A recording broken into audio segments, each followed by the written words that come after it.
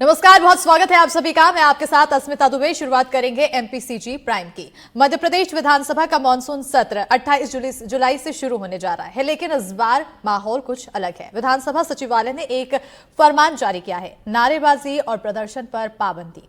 जी हां, अब विधानसभा परिसर में ना तो नारे गूंजेंगे, ना ही कोई काला नकाब, नकली सांप या फिर भोपू दिखेगी।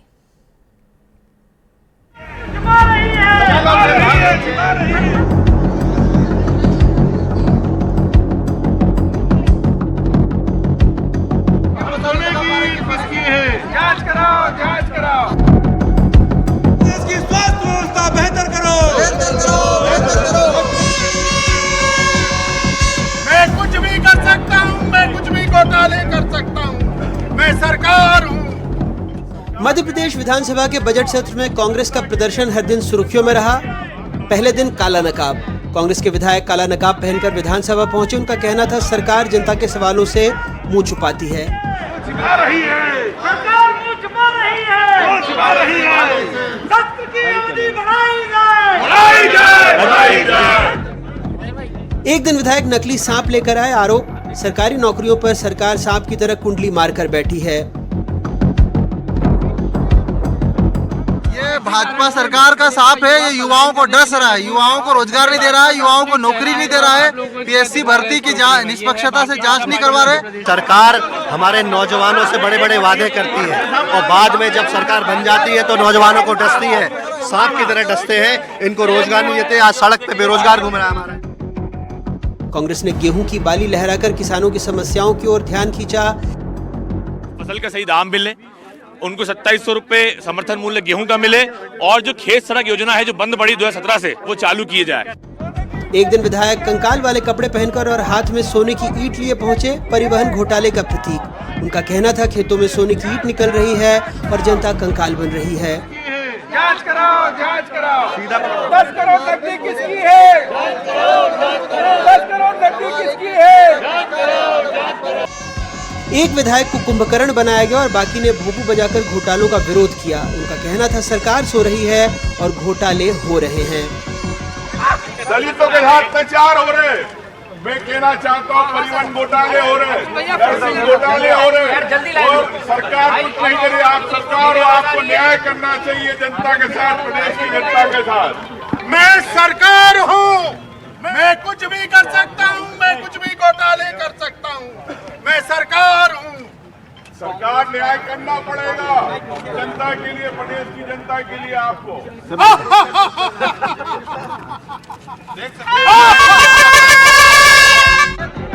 एक दिन विधायकों ने खुद को लोहे की जंजीरों में बांधकर राज्य के बढ़े हुए कर्ज का विरोध किया। बीजेपी सरकार पर जनता पर आर्थिक बोझ डालने का आरोप लगाया।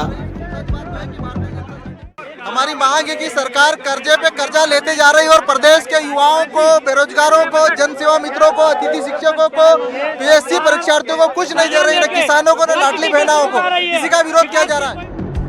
बाप पार्टी के इकलौते विधायक गांधी प्रतिमा के सामने अनशन पर बैठे। बापू ने सत्याग्रह सिखाया था। विधायक जी आमरण मौनाग्रह पर बैठे, वैसे एक दिन में उठ भी गए।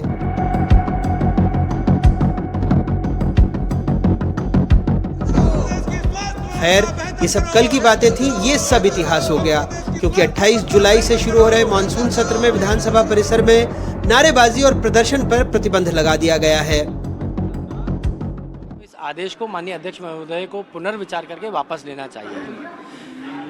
लोकतंत्र ने हमको अधिकार दिया है कि हम लोग नारे भी लगा सकते हैं, सांकेतिक विरोध भी सत्ता का कर सकते हैं और अपनी बात मीडिया के समक्ष रख सकते हैं।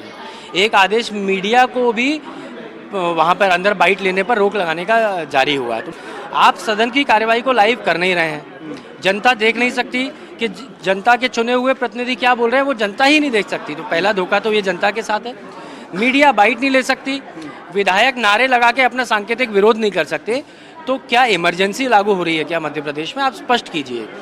मेरा मानना है कि इस आदेश को वापस लीजिए। हम नारे लगाएंगे। महात्मा गांधी जी के, बापू के नारे लगाना और बाबा साहब अम्बेडकर जी के नारे लगाने से आपको क्या आपत्ति है? इन महान पुरुषों के नाम से आप स्पष्ट कीजिए। हम तो इनको महान पुरुष मानते हैं और इनके नारे हम सदैव लगाते रहेंगे। नारे लगाने पे थोड़ी हमारा मुंह थोड़ी सिल देंगे। आपको जो करना है फिर आप करना, हमको जो करना है हम करेंगे। लेकिन कायदा ये है कि विधानसभा के अंदर जहाँ कानून व्यवस्था लागू हो वहाँ इस प्रकार की चीज़ें नहीं होनी चाहिए। अगर हम नारे लगा रहे हैं, दिक्कत क्या है? यदि मीडिया को बाइट दे रहे हैं, आपको दिक्कत कहाँ है ये तो बताइए। इसमें कौन सा आपके अधिकार का हनन हो रहा है? और आप क्यों नहीं चाहते कि सदन के अंदर की बात बाहर पहुंचे, चाहे लाइव होने के माध्यम से कार्यवाही से या मीडिया या सांकेतिक विरोधों के माध्यम से? आप स्पष्ट कीजिए, घबराहट क्या है सरकार को इतनी बड़ी? आज मैं उनको लिखूंगा भी और बात करके आग्रह करूंगा कि इस आदेश को पुनर्विचार करें। आप सम्माननीय हैं, पूरा प्रदेश आपका सम्मान करता है, लेकिन इस तरह के आदेशों से ऐसा लगता है कि सरकार के दबाव में विधानसभा चल रही है। विधायक, हमारे माननीय विधायक स्वतंत्र हैं, परिसर में करते रहे हैं, करेंगे, वो करना भी चाहिए। जब सरकार नहीं सुनेगी तो कहाँ जाएंगे, कहाँ करेंगे? तो इस तरह की बात अगर कहाँ नहीं करेंगे, अगर सदन में वहाँ नहीं सुनी जाएगी तो कहाँ करेंगे? सड़क पर करेंगे, सदन में करेंगे, जेल में जाएंगे तो जेल में करेंगे। हो सकता है सत्ता पार्टी के दबाव में ये उन्होंने इस तरह का काम किया। नियम 149 के तहत जनता के हितों की बात उठाने का अधिकार हर विधायक को है। सदन नियम, कानून, प्रक्रिया और परंपराओं के अधीन चलता है। लोकशाही में तानाशाही का कहीं स्थान नहीं है। और यदि विधानसभा अध्यक्ष जी ने, जो बड़े परिपक्व हैं, उनने यदि ऐसा कोई आदेश निकाला या उनके विभाग से आदेश निकला है तो इस पर उनको पुनर्विचार करना चाहिए। वो भी विपक्ष की राजनीति करते करते यहाँ पहुँचे हैं। प्रक्रियाएं क्या होती, परंपराएं क्या हैं, ये सारी चीज़ों का भान उनको है। ये न केवल तानाशाही कहलाएगी बल्कि आम जनता के मौलिक अधिकारों का भी हनन कहलाएगा, संविधान की धज्जियाँ उड़ाना कहलाएगी। यदि ऐसा है तो फिर इनको करना ये चाहिए कि सब चीज़ें वर्चुअल कर देना चाहिए, एक्चुअल ख़त्म कर देना चाहिए। ऐसा लगता है अब से हर विधायक को 5 MB का साइलेंट विरोध वीडियो बनाना होगा, जिसमें सिर्फ आंखें बोले और होठ मुस्कुराएं, ताकि लोकतंत्र की गरिमा बनी रहे और विरोध की लाज भी रह जाए। जी हाँ, स्थायी आदेश 94/2 के तहत अब न नकाब आएगा, न कंकाल, न सांप फुफकारेगा, न भूकू बजेगा। अब विरोध भी ई-गवर्नेंस मोड में चला गया है। अब तक 3377 सवाल लगाए गए हैं, 2076 ऑनलाइन, 1301 ऑफलाइन। मतलब विधायक अब विरोध नहीं करते, वो सबमिट करते हैं। सवालों की लड़ाई अब मौन तंत्र की तरह हो गई है। शायद अब आने वाले समय में विधायक जब विरोध करेंगे तो ई नारेबाजी करेंगे। डाउनलोड करो रोष, अपलोड करो गुस्सा और रिफ्रेश करो लोकतंत्र। विधानसभा परिसर अब साइलेंस जोन है। अब विधायक अगर नाराज भी हो गया तो व्हाट्सएप पर स्टेटस लिखेगा, feeling sad, no protest today. सवाल पूछिए लेकिन शांत भाव से, विरोध कीजिए लेकिन गूगल कैलेंडर से स्लॉट बुक करके। मतलब विधायक अब विरोध नहीं करेगा बल्कि विरोध का PPT बनाएगा। अगर आप सरकार से नाराज हैं तो कृपया फॉर्म B भरें और रिसेप्शन पर जमा करें। सरकार का लगभग यही मानना है। अब आप बाबा साहब अम्बेडकर की संविधान की धाराओं के तहत चर्चा करिए, नारेबाजी मत करिए। और जो चर्चा होगी वो रिकॉर्ड में आएगी, और जो रिकॉर्ड में आएगी उसमें तय होगा कि कौन ने कहां गलती की है, कहां क्या डेवलपमेंट हुआ है, नहीं हुआ तो क्यों नहीं हुआ, उसके जवाब दिए जाएंगे।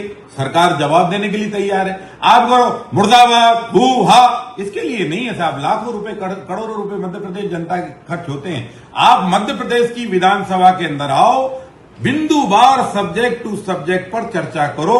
केवल मुर्दाबाद का नारा लगाओ और आसंदी के सामने कूद जाओ, वो मलयुद्ध का नहीं है। और मलयुद्ध करना है तो रोशनपुरा का मैदान, दशहरा मैदान खाली। अब विधायक की भावनाएं भी गूगल ड्राइव पर जाएंगी और विरोध अगर उग्र हुआ तो शायद ये संदेश आएगा, आपके पास ये सुविधा नहीं है, कृपया शांत रहें। तो कुल मिलाकर लोकतंत्र अब चर्चा से नहीं, डू नॉट डिस्टर्ब मोड में चलेगा। मैं हूं आपका रिपोर्टर जिसका कैमरा चालू है लेकिन विधानसभा परिसर में विपक्ष का माइक ऑफ है, जो अब रिपोर्ट नहीं निर्देशानुसार सीमित मात्रा में तंज लेकर आया है, बिना भोपू, बिना नकाब और बिना इजाजत के। अपने सहयोगियों रिजवान खान, देव शिमाली और संजीव चौधरी के साथ।